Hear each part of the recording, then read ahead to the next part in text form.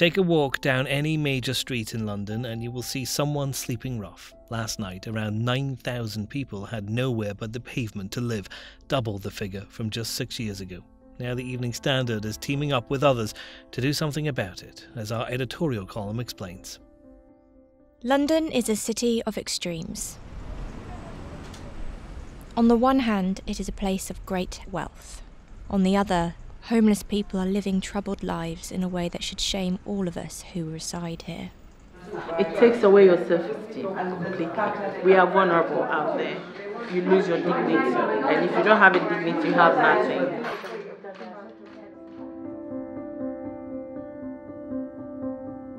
As London's paper, we have a duty to ensure that we do not ignore people like these. That is why the Evening Standard is launching its most ambitious appeal ever, a 2-year project to shine an unflinching gaze at the issue of homelessness in London.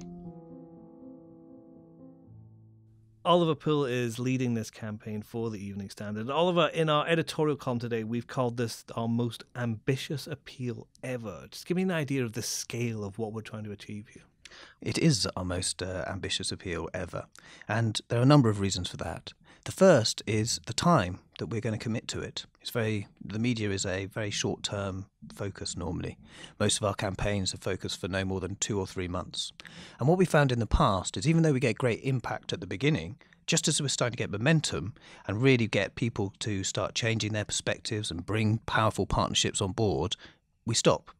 So as we walk around London today, and is so visible for all of us, the scale of the homelessness problem and just how acute it is, we've decided we're going to do something we've never done before.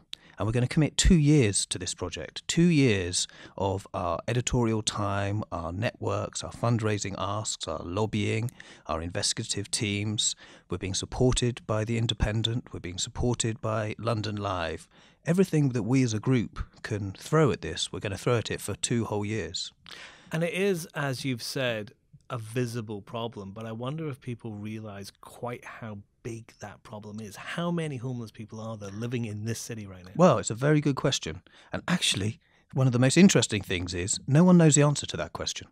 Because even though the visible problem on the street is getting worse, it's doubled in the last 6 years and is rapidly on the rise, there's a whole issue of hidden homelessness around the city where people are like what they call sofa surfing, where they're just having to move between friends, people who have nowhere to live and are literally going round and round on night buses at night just in an attempt to keep warm.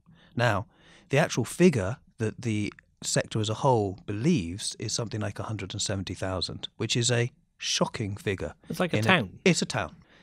What's so shocking about it is not only is it 170,000, but it is likely to, under all the projections, to dramatically increase over the next few years as more and more people come to London looking to try to start again and finding that their dreams did not work out. And we have obviously, because we're a newspaper, we've gathered stories of people who are experiencing homelessness just now. Who did we talk to and what kind of problems were they facing? Well, it was one of the reasons we focused on this on the first day was it was a story of a woman called Sophia.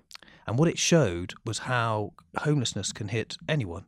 She, for example, had been a successful corporate lady and was experienced in playing the violin and had performed concerts to many, many people. But she suddenly had a series of bad luck with a bad relationship, someone who, it broke down and she lost all her money, found herself having alienated much of her friendship group. And the next thing she knew, she was actually living on the streets and had nowhere to go.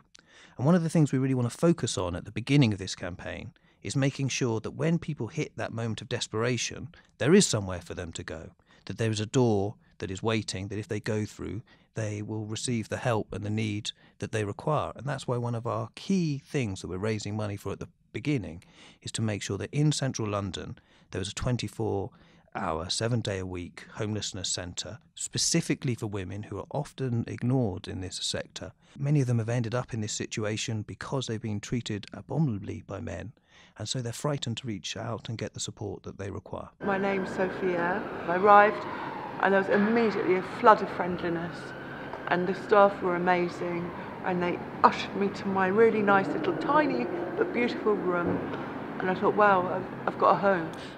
We can't do this on our own, can we? And that's one of the key things that will make this campaign a success, is we're working with other groups, other organisations. Well, you asked at the beginning about why is this our most ambitious campaign ever. Well, one of the reasons is that normally we partner with one organisation. But when you look at us and we're thinking, what can we actually bring? What can we do as a media group? What kind of aspects can we bring? Well, one of them is we have fantastic convening power. And so for the last 6 months, we've been working with the entire homeless sector as a whole here in London.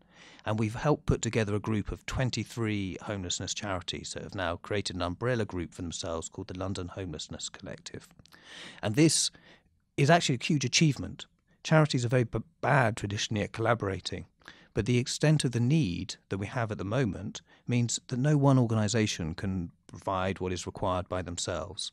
And they recognise and accept that only by working together can they basically be able to even start to tackle this problem. What does success look like for this campaign? Well, I think one of the most important aspects about how we can achieve success is not the obvious ones you might think.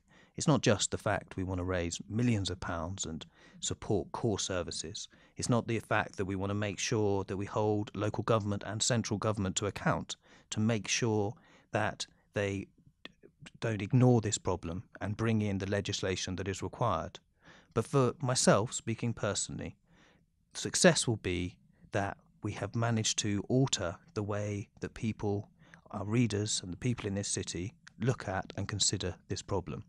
We all know it, and we've all done it, where you're walking down the street and you see out the side of your eye someone having a terrible time on a street corner or down an alleyway or somewhere like that, and almost the desire to sort of almost not focus on it but turn away and walk on. And therefore one of really the most important aspect of how I think we would consider success is the fact that we change the way people look and consider these people and realise beyond anything else that there is a person who could just be someone like them or someone they know or a member of their family. And rather than thinking about this as something that happens to other people, it's a realisation this could happen to anyone and hopefully generate a feeling of sympathy and understanding. And I think that will be one of the most important things we can do. To find out more about the campaign and donate, go to standard.co.uk/homeless-fund. Next. How TfL is going to make £70 million more in fares despite the mayor freezing prices.